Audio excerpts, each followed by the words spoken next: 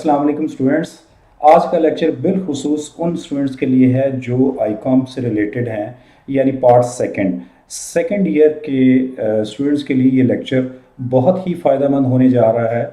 इसमें हमने एमसीक्यूज़ का पोर्शन डिस्कस करना है। अकाउंटिंग सब्जेक्ट के सेकंड ईयर क्लास के एमसीक्यूज़ को डिस्कस करने जा रहे हैं, और जितने भी पंजाब के बोर्ड में जितने एमसीक्यूज़ आए हैं उन सब को डिस्कस किया जाएगा। डिफरेंट सिटीज़ के जो एमसीक्यूज़ हैं वो हम किस स्टाइल में आए और कौन सा एमसीक्यूज़ कितनी बार रिपीट हुआ, और वो स्टेटमेंट चेंज करके किस तरह से एक ही बात को डिफरेंट अंदाज से पूछता है, ये बातें हम डिस्कस करने जा रहे हैं। और ये बड़ा ही अहम लेक्चर आज का होने जा रहा है। ये बिलखुसूस एग्ज़ाम पॉइंट ऑफ व्यू से तैयारी करने के लिए आपके लिए बहुत कारआमद साबित होगा इंशाअल्लाह। तो चलिए हम अपने लेक्चर की तरफ मूव करते हैं। टॉपिक हमारा है डेप्रिसिएशन का, और अकाउंटिंग के बेसिकली जो बोर्ड के एग्जाम्स में एमसीक्यूज आते हैं वो टोटल 20 एमसीक्यूज हैं, और इसमें 20 एमसीक्यूज में बेसिकली जो डेप्रिसिएशन के टॉपिक से वो पिक करता है, या तो वो 2 एमसीक्यूज देता है या 3, और कभी कभार 4 एमसीक्यूज भी। अमूमन 3 एमसीक्यूज इस चैप्टर से वो पिक कर लेता है। और टोटल जो उनसे एमसीक्यूज की मैंने जैसे आपको बताया कि टोटल एमसीक्यूज 20 मार्क्स के हैं। अकाउंटिंग का पेपर टोटल वैसे 100 मार्क्स का है, सेकंड ईयर का भी और फर्स्ट ईयर का भी, लेकिन हम इस वक्त सेकंड ईयर को डिस्कस करने जा रहे हैं। उसमें टॉपिक है डेप्रिसिएशन आईकॉम पार्ट 2 के लिए। तो बेसिकली कुछ टर्मिनोलॉजीज मैंने यूज़ की हैं, जैसे F that will be for Faisalabad, और एल जो है लाहौर के लिए होगा, एम मुल्तान के लिए, और आर रावलपिंडी के लिए, जी फॉर गुजरांवाला के लिए, एस जी फॉर सरगोदा के लिए, एस डब्ल्यू साहिवाल के लिए, और बी डब्ल्यू बहावलपुर के लिए। तो ये लेक्चर के दौरान मुख्तलिफ जगहों पे आपको ये एब्रीवेशन नज़र आएंगी, तो इससे आपने आइडिया लगा लेना है कि कौन से शहर में एमसीक्यूज़ किस साल में आया है। तो पहले एमसीक्यूज़ की तरफ चलते हैं।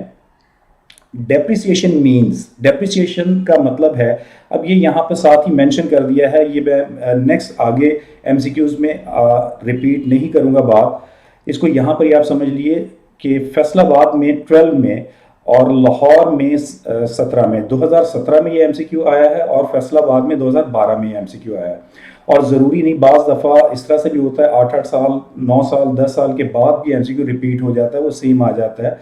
तो इसलिए जो भी इनमें एमसीक्यूज़ मैंने सेलेक्ट किए हैं आप लोगों के लिए, वो बहुत ही इम्पॉर्टेंट हैं, और उनकी वर्थ जो है वो काफ़ी ज़्यादा है।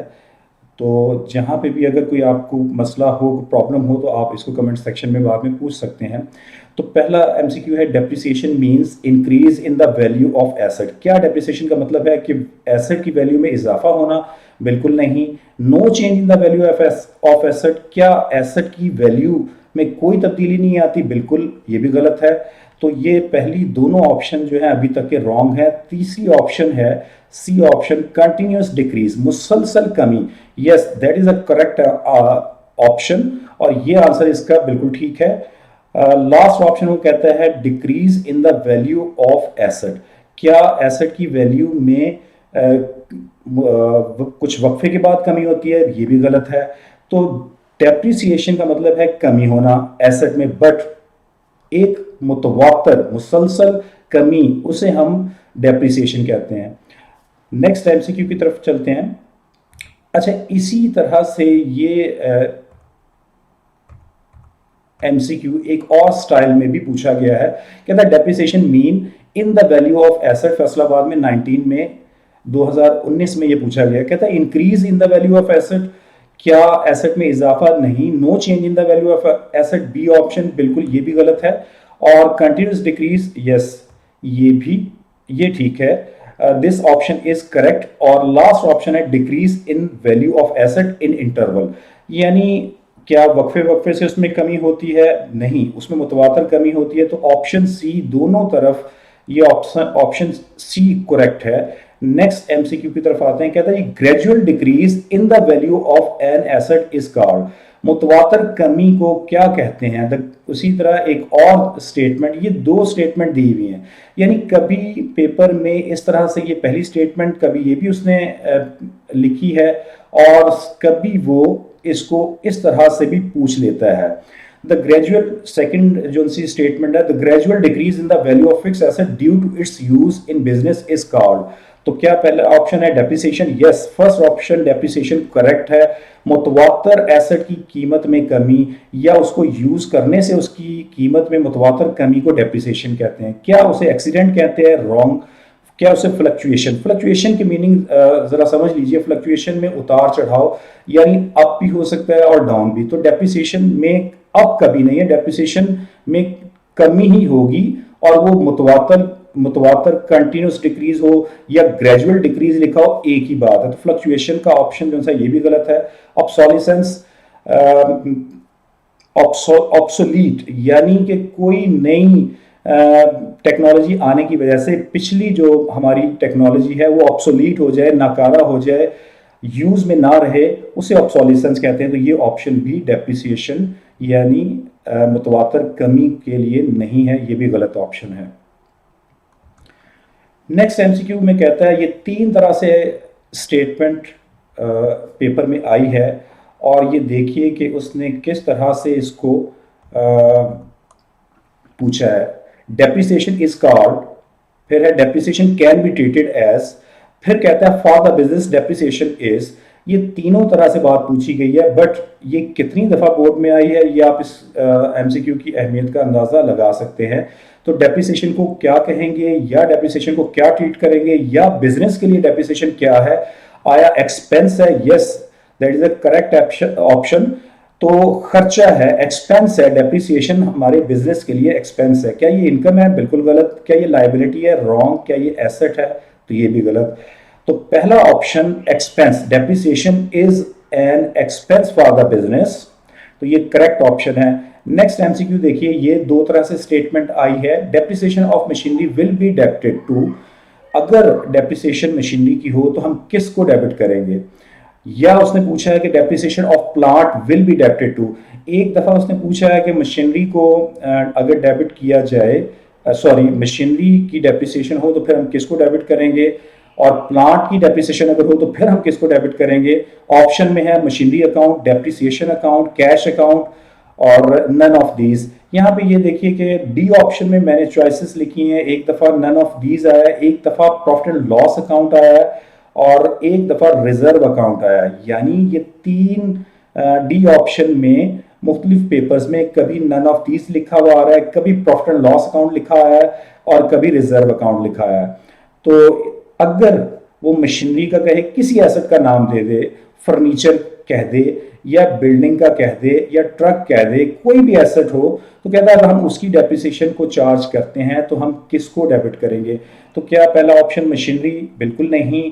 Depreciation account, that will be debited. तो देखें, डेप्रिसिएशन क्योंकि एक्सपेंस है, और एक्सपेंस जो है जब भी होगा वो हमारा डेबिट होता है। तो डेप्रिसिएशन अकाउंट को डेबिट करेंगे अगर हम किसी एसेट की डेप्रिसिएशन चार्ज करते हैं। तो आपने ये बात जहन में रखनी है कि उस एसेट अकाउंट को क्रेडिट किया जाता है, और डेप्रिसिएशन क्योंकि एक्सपेंस है उसे हम डेबिट करेंगे। तो सी ऑप्शन उसने कहा जी कैश अकाउंट, बिल्कुल ये भी गलत है। और क्या नन ऑफ दीज या प्रॉफिट एंड लॉस, ये भी ऑप्शन गलत है। तो पहला ऑप्शन गलत, और बी ऑप्शन जो है depreciation account will be debited, this option is correct. Next MCQ की तरफ चलते हैं। द एसेट्स नॉट डेप्रिसिएबल, कौन से एसेट है जो डेप्रिसिएट नहीं हो सकते, जिनकी डेप्रिसिएशन नहीं होती। क्या वो गुडविल है? गलत ऑप्शन। क्या वो जमीन है, लैंड है? यस, लैंड की डेप्रिसिएशन नहीं होती। याद रखिए कि लैंड एक ऐसा एसेट है कि जिसकी डेप्रिसिएशन नहीं होगी बल्कि इसकी एप्रिसिएशन होती है।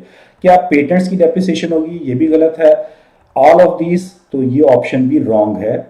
नेक्स्ट एमसीक्यू में कहता है asset which is gradually appreciated is called, वो असासे जो आहिस्ता आहिस्ता जिनकी वैल्यू में इजाफा होता है। क्या वो मशीनरी है? बिल्कुल नहीं, मशीनरी डेप्रिसिएट होती है। क्या जमीन में, लैंड में इजाफा होता है?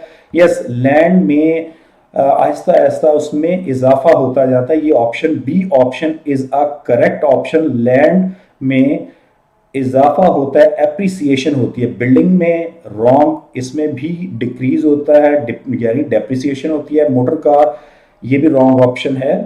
तो लिहाजा यहां पर आपने क्या बात सीखी कि एसेट, कौन सा एसेट है जिसमें मुतवातर इजाफा होता जाता है, और वो है जमीन यानी लैंड। नेक्स्ट एमसीक्यू कहता है due to fluctuation in market price the value of an asset. क्या फ्लक्चुएशन की वजह से एसेट में की वैल्यू में इजाफा होता है, या उसमें कमी होती है, या उसमें कोई चेंज नहीं होती, या फिर option both A and B. इसमें इंक्रीज, फ्लक्चुएशन, अभी मैंने आपको कुछ एक एमसीक्यू में मैंने आया था लास्ट, फ्लक्चुएशन, वहां डिस्कस किया कि फ्लक्चुएशन में इजाफा भी आता है और कमी भी, यानी इंक्रीज भी हो सकता है और कमी भी वाकई हो सकती है। तो लिहाजा अगर, अब यहां एक ट्रिक आपने हमेशा याद रखनी है, ये बात एमसीक्यूज को सॉल्व करते वक्त, आपने जब भी एमसीक्यू को सॉल्व करना है तो चारों ऑप्शंस को आपने केयरफुली, आपने पढ़ने के बाद फिर आपने चूज करना है कि कौन सा ऑप्शन करेक्ट है। देखिए, फ्लक्चुएशन में इजाफा, यस इजाफा भी हो सकता है। तो अगर आप पहला पढ़ते साथ ही उसको टिक कर देते हैं, उसको करेक्ट कर देते हैं, तो नेक्स्ट ऑप्शन उनमें मोर सुटेबल ऑप्शन भी हो सकता है। लिहाजा चारों ऑप्शन को आपने रीड करने के बाद फिर आपने डिसीजन लेना है कि कौन सा ऑप्शन करेक्ट है। तो क्या उसमें कमी है फ्लक्चुएशन की मीनिंग? यस, कमी भी हो सकती है। नो चेंज, जी नहीं, नो चेंज नहीं, या तो एक कमी होगी या इजाफा होगा। तो ना पहला ऑप्शन करेक्ट है ना दूसरा। इस स्टेटमेंट के लिए यहां पे जो चॉइसेस दी हुई है, और सी ऑप्शन भी रॉन्ग है, तो बोथ ए एंड बी। तो लास्ट ऑप्शन करेक्ट ऑप्शन है, यानी एसेट में इजाफा भी हो सकता है और एसेट में कमी भी हो सकती है। तो यहां पे last option D option correct है। नेक्स्ट स्टेटमेंट देखिए, ये एक्चुअली इसको दो साइड्स में डिवाइड करने का पर्पस ये है कि ये स्टेटमेंट जो आपके सामने है, यही एक स्टेटमेंट इससे रेलेवेंट किस तरह से पेपर में पूछी गई है। अब ये देखिए, यहां पे ये कहता है कि due to fluctuation in the market price the value of an asset may increase, क्या वो बढ़ सकती है? यस, बढ़ भी सकती है। डिक्रीज, क्या वो डिक्रीज हो सकती है? डिक्रीज भी हो सकती है। क्या उसमें कोई चेंज नहीं आएगी? नहीं, ऐसा नहीं है। नन ऑफ दीज, क्या इनमें से कोई नहीं? तो यहां पर आपने ना इंक्रीज को टिक करना है, ये भी रॉन्ग है। क्यों? क्योंकि दोनों ऑप्शन ठीक हैं, ए भी और बी भी, तो यहां पे दोनों ऑप्शन नहीं करेक्ट हो सकते। तो नन ऑफ दीज इसमें से बेहतर है। तो आपने इस स्टेटमेंट को पढ़ के क्या डिसीजन किया कि हम फ्लक्चुएशन में या तो इजाफा होगा या कमी, यानी दोनों चीजें उसमें शामिल हैं। तो अब दोनों चीजें इसमें उसने नहीं कहीं इकट्ठी एक जगह पे, तो लिहाजा ऐसा ऑप्शन हमें नहीं दिया, ऐसी चॉइस हमें नहीं दी, तो हम डी ऑप्शन को करेक्ट करेंगे। नेक्स्ट एमसीक्यू में कहते हैं डेप्रिसिएशन अराइजेस बिकॉज ऑफ, एक और तरीके से ये स्टेटमेंट पूछी गई एक पेपर में, depreciation of asset is due to, कि डेप्रिसिएशन किस वजह से होती है? क्या डेप्रिसिएशन जो है वो decrease in the value of asset की वजह से होती है? एसेट के वैल्यू कमी तो होती है, लेकिन उसकी रीजन क्या है? बी ऑप्शन को पढ़ते हैं, वो कहता है wear and tear of asset. एक बोर्ड में पेपर में एक में wear and tear of asset आया, और एक पेपर में ऑप्शन में फिजिकल वियर एंड टियर आया। तो ये दोनों बातें अगर आ जाएं, या किसी में भी ये कोई एक बात इनमें से आ जाए, तो ये ऑप्शन करेक्ट ऑप्शन है। पहला ऑप्शन रॉन्ग है। वियर एंड टियर मींस कि एसेट को इस्तेमाल करने से उसकी शेप में चेंजेस आए, तो उसकी वजह से जो कमी हो, that will be called depreciation. Correct option है बी। तो क्या प्राइस की फ्लक्चुएशन की वजह से एसेट की प्राइस जो सी है उसमें वेरिएशन आती है या कमी होती है? नहीं। ये इसके लिए डेप्रिसिएशन के लिए जो ज्यादा एक्यूरेट है, that is the wear and tear of asset. All of these correct नहीं हो सकता, इसमें बी ऑप्शन करेक्ट है। नेक्स्ट एमसीक्यू में कहता है the method of depreciation under which amount of depreciation remains constant every year. तो ऐसा मेथड जिसमें हर साल डेप्रिसिएशन की वैल्यू एक जैसी रहती है, क्या उस मेथड का नाम फंड मेथड है? बी ऑप्शन में कहता है क्या उसका मेथड का नाम डायमेंशन बैलेंस मेथड है? सी ऑप्शन में कहता है क्या उसका नाम स्ट्रेट लाइन मेथड है? और डी ऑप्शन क्या ये तमाम है? तो पहला ऑप्शन फंड ऑप्शन मेथड ये रॉन्ग है। डायमेंशन बैलेंस मेथड में डेप्रीसिएशन की वैल्यू हर आने वाले साल में डिक्रीज होती जाती है, तो ये ऑप्शन भी गलत है। एक स्ट्रेट लाइन मेथड ऐसा है कि जिसमें हर साल डेप्रिसिएशन की अमाउंट एक जैसी रहती है, तो C option is a correct option. Next MCQ में कहता है under fix installment method depreciation every year. इस एमसीक्यू को देखिए कि ये कितनी दफा बोर्ड में ये भी रिपीट हो चुका है, तो इसको दोबारा से देखते हैं। कहता है under fix installment method depreciation every year. ये प्रीवियस जो 9 नंबर हमने एमसीक्यू अभी डिस्कस किया स्ट्रेट लाइन मेथड, उसी का दूसरा नाम है फिक्स्ड इंस्टॉलमेंट मेथड। तो कहता है क्या फिक्स्ड इंस्टॉलमेंट मेथड में डेप्रिसिएशन क्या होती है? क्या वो बढ़ती है? बिल्कुल गलत है। क्या वो कम होती है? जी ये भी गलत है। क्या वो कांस्टेंट रहती है या फिक्स रहती है? कभी उसने ऑप्शन सी कांस्टेंट दिया है, कभी फिक्स दिया है, या तमाम। तो स्ट्रेट लाइन मेथड या फिक्स इंस्टॉलमेंट मेथड में डेप्रिसिएशन हर साल फिक्स रहती है, तो ये ऑप्शन करेक्ट ऑप्शन है। नेक्स्ट एमसीक्यू में कहता है in which method depreciation reduced year to year. कौन सा वो मेथड है जिसमें हर साल डेप्रिसिएशन जो है वो कम होती जाती है? क्या स्ट्रेट लाइन मेथड में ऐसा होता है? अभी हम डिस्कस करके आए हैं स्ट्रेट लाइन मेथड में डेप्रिसिएशन हर साल एक जैसी रहती है, तो ये ऑप्शन भी गलत है।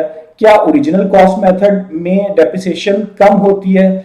तो ओरिजिनल कॉस्ट मेथड में भी सेम रहती है। स्ट्रेट लाइन और ओरिजिनल कॉस्ट एक ही मेथड के दो नाम हैं, तो ये भी गलत है।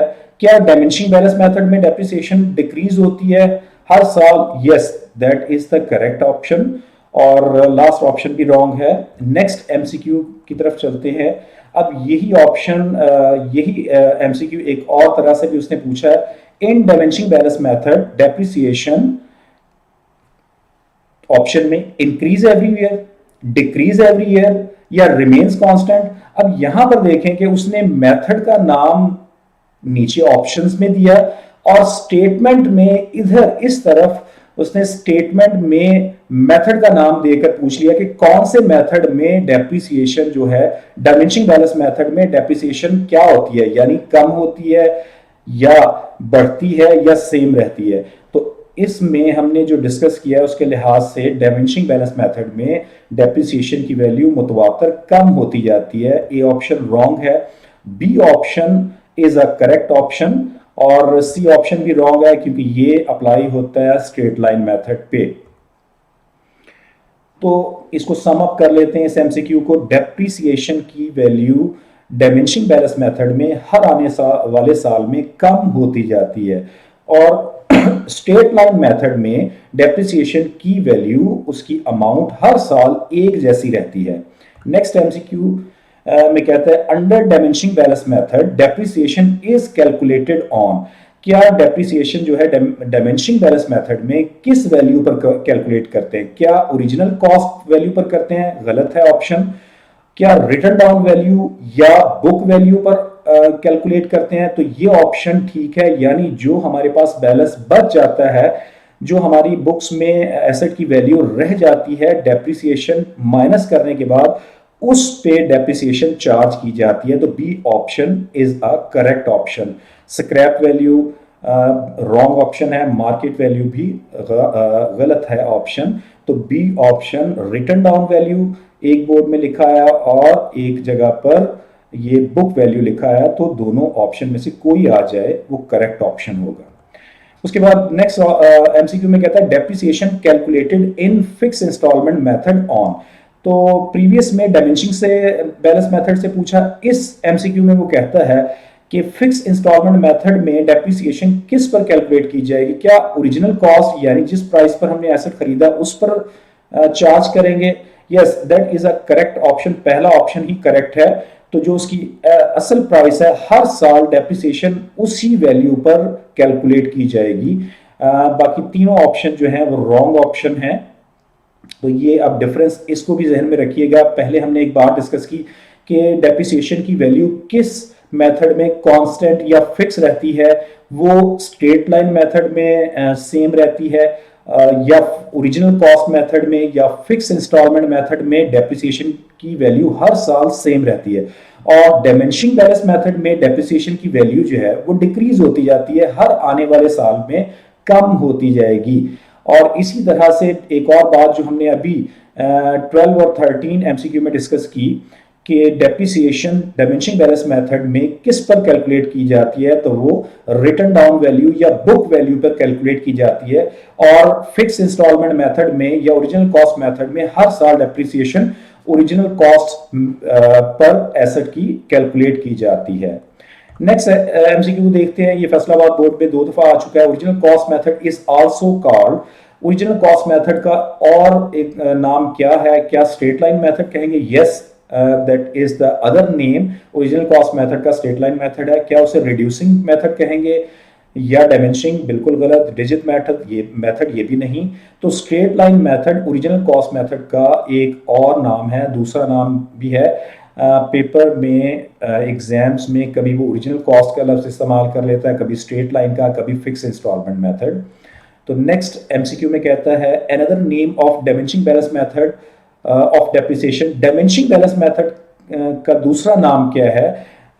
स्ट्रेट लाइन मेथड नहीं, अभी डिस्कस करके हम आए हैं। ये स्ट्रेट लाइन एक सेपरेट मेथड है। रीवैल्यूएशन मेथड ये भी नहीं है। सिंकिंग फंड मेथड ये भी नहीं है। Reducing balance method, yes that is the correct option. यानी इस मेथड में डेप्रिसिएशन की अमाउंट हर आने वाले साल में रिड्यूस होती जाती है, कम होती जाती है। इसीलिए हम डायमेंशनिंग बैलेंस मेथड इसे कहते हैं। डायमिनिश का मतलब है कम होना, घटना, गिरना। तो इसमें क्योंकि हर आने वाले साल में डेप्रिसिएशन की अमाउंट कम होती जाती है, so that's why we called dimensioning balance method और reducing balance method. Next MCQ कहता है assets which have not got physical existence. वो असासाजात, वो एसेट्स जिनका जिस्मानी वजूद ना हो, उन्हें क्या कहते हैं? क्या उन्हें इंटेंजिबल एसेट कहते हैं? यस। तो ये याद रखिएगा, जो एसेट्स जिनका फिजिकल एग्जिस्टेंस ना हो, लाइक गुडविल है, पेटेंट्स हैं, यानी जिन्हें हम छू कर महसूस नहीं कर सकते, उन एसेट्स को हम इनटेंजिबल एसेट्स कहते हैं। पहला ऑप्शन करेक्ट ऑप्शन है। और करंट एसेट और बाकी तमाम options, fix asset, floating asset, ये रॉन्ग ऑप्शन है। तो फिजिकल एग्जिस्टेंस जिनकी ना हो उन्हें हम इनटेंजिबल। तो यहां पर एक और बात जो अभी आगे आएगी वो मैं बता देता हूं कि जो एसेट्स जिनका फिजिकल, यानी जैसे फर्नीचर है, बिल्डिंग है, मोटर व्हीकल है, और डिफरेंट जो से फिक्स एसेट हैं, टेंजिबल फिक्स एसेट, यानी जिनका फिजिकल वजूद है, जिस्मानी एग्जिस्टेंस, जिस्मानी वजूद है, जिन्हें हम छू के महसूस कर सकते हैं, उन्हें टेंजिबल एसेट कहते हैं। तो इनटेंजिबल एसेट्स वो हैं जिनका फिजिकल एग्जिस्टेंस ना हो, उन्हें हम इनटेंजिबल एसेट्स कहते हैं। नेक्स्ट एमसीक्यू में कहता है which are the intangible assets. क्या गुडविल इनटेंजिबल एसेट है? जी बिल्कुल है। क्या ट्रेडमार्क? अब ये वाली बात यहाँ पर जो मैंने अभी प्रीवियसली आपको मैंने मेंशन की, यहाँ पे बहुत ज़बरदस्त अप्लाई होती है।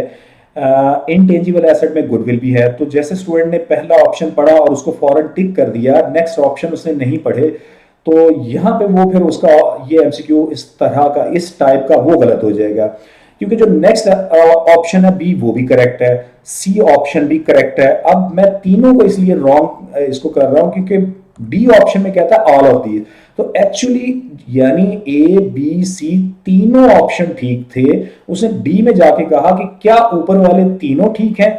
यस। तो D option is a correct option. तो इसलिए मैंने आपसे ये बात कही, जब भी आपने एमसीक्यूज किसी भी एग्जाम में, ना सिर्फ इस आईकॉम की बात कर रहे हैं, किसी भी एग्जाम में आप बैठें, वहां पे एमसीक्यू का कोई भी पेपर हो, तो आपने सारे एमसीक्यूज को केयरफुली रीड करने के बाद चारों ऑप्शंस को फिर आपने डिसीजन लेना है कि कौन सा करेक्ट ऑप्शन है। इसी में अब देखिए कि वो इससे रेलेवेंट एक और भी बात कि विच इज इनटेंजिबल एसेट। कौन से इनटेंजिबल एसेट है? क्या कैश है, क्या कार है, या गुडविल है, या लैंड है? तो ना कैश है, इसके भी फिजिकल एग्जिस्टेंस है, और ना ही कार है, क्योंकि ये भी जिस्मानी वजूद रखते हैं। इनटेंजिबल वो एसेट हैं जिनका फिजिकल अपीयरेंस ना हो, एग्जिस्टेंस ना हो। तो goodwill is a correct option. ये इंटेंजिबल एसेट है। लैंड भी रॉन्ग ऑप्शन है। इसी तरह एक और तरह से भी ये स्टेटमेंट पूछी गई है और ये देखिए कितनी बार वो रिपीट कर चुका है। फैसलाबाद बोर्ड में 3 टाइम्स ये वाली स्टेटमेंट पूछी जा चुकी है, गुडविल इज। फिर एक और पॉइंट उसने पूछा, एक और बात पूछी, ट्रेडमार्क इज, यानी ये क्या है? आया टेंजिबल एसेट है, या ये करंट एसेट है, या ये फिक्टिशियस एसेट है, या इंटेंजिबल? तो अभी ये हम जो सारी डिस्कशन कर रहे हैं, इंटेंजिबल एसेट कौन से हैं जिनकी फिजिकल अपीयरेंस नहीं है। तो पहला ऑप्शन भी गलत है, दूसरा भी रॉन्ग है, थर्ड भी रॉन्ग है। इनटेंजिबल एसेट है, गुडविल हो या ट्रेडमार्क हो या पेटेंट्स हैं, तो ये इनटेंजिबल एसेट्स कहलाते हैं। देन उसके बाद देखिए कि ये ऑप्शन किस तरह से और कितनी स्टेटमेंट्स चेंज करके ये पूछी गई। 5 टाइप्स की वो स्टेटमेंट बना के एक ही बात है, यानी आप इस स्टाइल को एक जगह पे लिखने का पर्पस ये है कि ये डिफरेंट बोर्ड्स में स्टेटमेंट चेंज करके आ रही है ये बात, लेकिन उसका मकसद, उसका पर्पस एक ही है। फर्स्ट कहता है the systematic write off expense to the cost of an intangible asset over the period of its economic usefulness, यानी इंटेंजिबल एसेट्स को यूज करने से उसकी लाइफ में उसमें जो कमी वाक़ई होती है उसे हम क्या कहते हैं। उसके बाद यही बात एक और तरीके से उसने पूछी, the process of writing of intangible assets, यानी इनटेंजिबल एसेट्स में कमी को लाइक गुडविल, उसमें कमी को हम क्या कहेंगे, उसमें जो कमी वाक़ई हो उसे हम क्या कहेंगे। The decrease in the value of intangible asset, यही स्टेटमेंट एक और तरह से पूछी गई है कि इंटेंजिबल एसेट में की वैल्यू में कमी को क्या कहेंगे। या फिर एक और उसने स्टेटमेंट पूछी है same, allocation of cost of intangible asset, यानी अगर हम इंटेंजिबल एसेट की कॉस्ट को डिवाइड करें डिफरेंट ईयर्स पे तो उसे हम क्या कहेंगे, allocation of intangible assets into an expense, या उसका एक्सपेंस में कन्वर्ट करें। ये अभी लेटेस्ट जो लास्ट पेपर हुआ है 21 में इसी साल, उसमें ये डिस्कस, उसमें ये इस पेपर में ये स्टेटमेंट फैसलाबाद बोर्ड में आई है। तो ऑप्शन की तरफ चलते हैं। पहला ऑप्शन है डेप्रिसिएशन, जी नहीं, डेप्रिसिएशन याद रखिएगा फिक्स एसेट और टेंजिबल फिक्स एसेट, यानी बिल्डिंग, मशीनरी, उनमें कमी को हम डेप्रिसिएशन कहते हैं, लिहाजा ये ऑप्शन गलत है। सेकंड ऑप्शन अमॉर्टाइजेशन, तो याद रखना आपने कि इनटेंजिबल फिक्स एसेट की वैल्यू में कमी को अमॉर्टाइजेशन कहते हैं। Fluctuation is a wrong and obsolescence भी रॉन्ग ऑप्शन है, तो amortization is a correct option. Then उसके बाद कहता है natural resources are also called, कहता है जो कुदरती वसाइल हैं उसको हम क्या कहते हैं, क्या उन्हें प्लांट एसेट, क्या उन्हें wasting asset? Yes, plant asset नहीं है, ये रॉन्ग ऑप्शन है। नेचुरल रिसोर्सेज वक्त के साथ साथ इस्तेमाल होने के बाद वेस्ट हो जाते हैं, यानी वो असासाजात जो इस्तेमाल के बाद कम होते होते एक वक्त आए कि वो बिल्कुल खत्म हो जाएं, उन्हें हम वेस्टिंग एसेट कहते हैं। और वो किस पर अप्लाई होता है? नेचुरल रिसोर्सेज पे। और इंटेंजिबल एसेट, ये तो पेटेंट और कॉपीराइट्स के मतलब है, ये भी रॉन्ग ऑप्शन है। लास्ट ऑप्शन भी रॉन्ग है।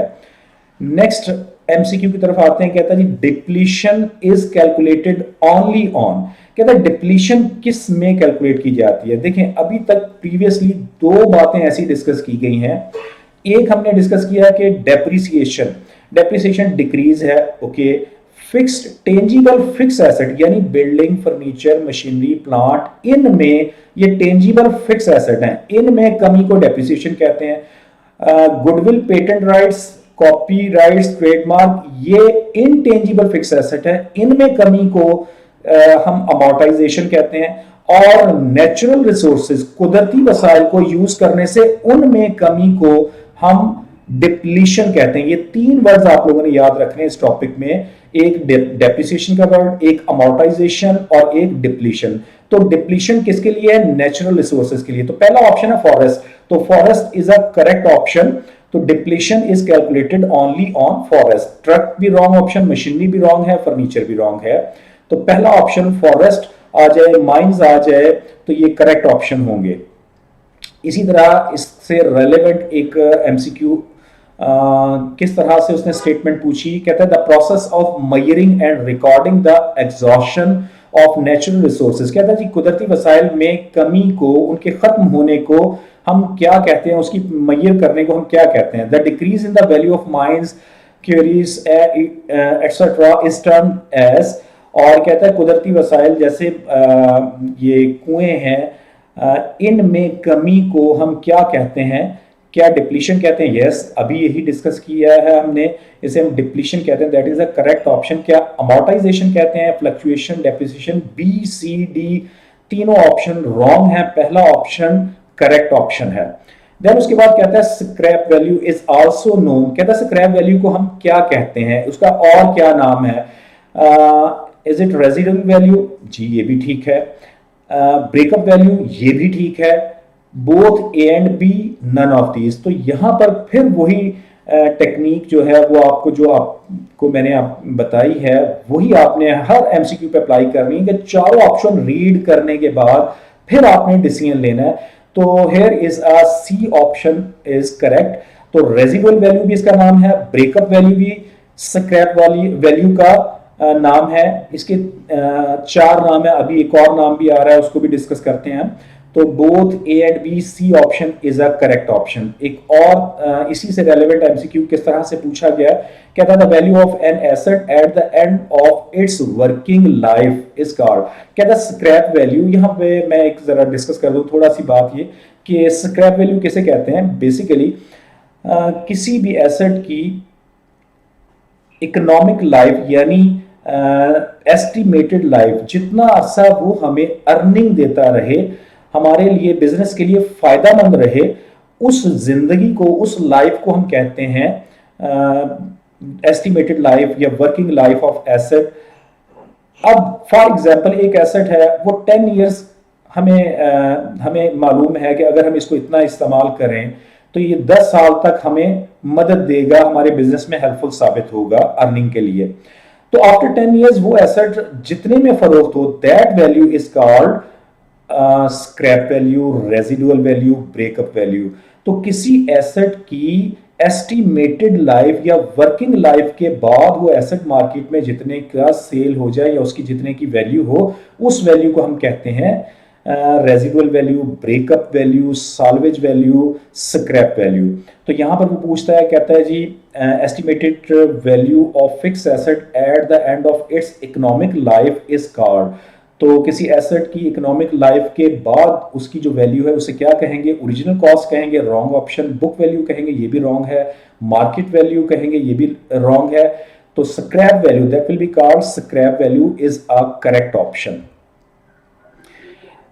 एक और भी, अब यहाँ पर आपने इस एमसीक्यू में देखना बड़ी मजे की बात है कि कुछ पेपर्स में उसने क्या किया, ओरिजिनल कॉस्ट की जगह अब आपने इन ऑप्शंस को इग्नोर कर देना है। ये जो पहले मैंने डिस्कस की, ये मैं जहाँ पे कर्सर है, ये देखें, ये ऑप्शन आपने इग्नोर कर देनी है। अब आपने ए ऑप्शन को लेना है स्क्रैप वैल्यू। क्या हम उसे स्क्रैप वैल्यू कहते हैं? यस। क्या हम उसे रेजिडुअल वैल्यू कहते हैं? बी ऑप्शन में यस, वो भी नाम ठीक है। क्या उसे साल्वेज वैल्यू कहते हैं? यस, ये भी ठीक है।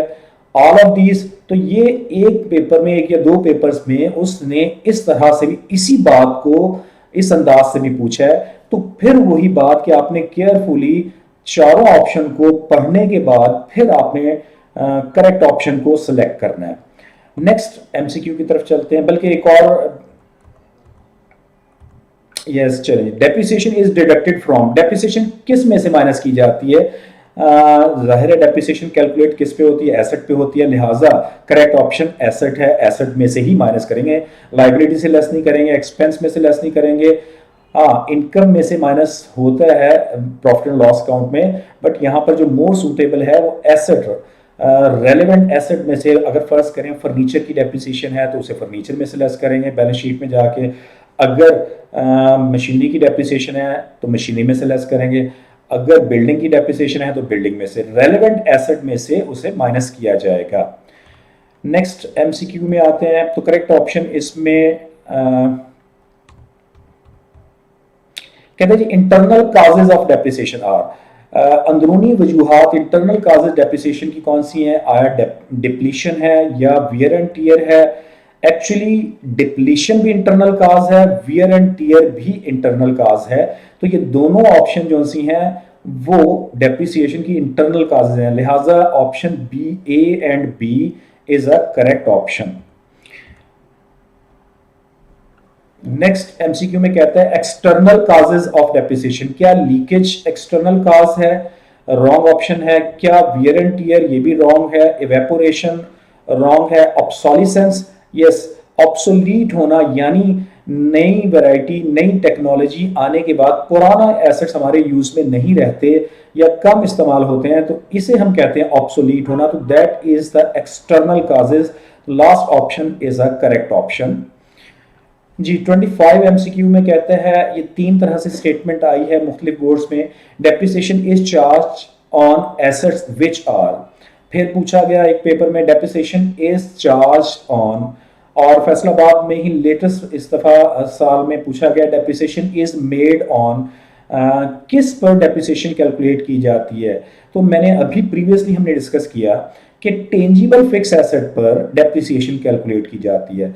अमाउंटाइजेशन जो है वो इनटेंजिबल फिक्स एसेट के लिए वर्ड इस्तेमाल होता है, और नेचुरल रिसोर्सेज में कमी उसके लिए डिप्लीशन का वर्ड इस्तेमाल होता है। तो first option is a correct option, tangible asset. एक पेपर में टेंजिबल का वर्ड आया, एक में फिक्स टेंजिबल आया, एक में फिक्स एसेट्स आया।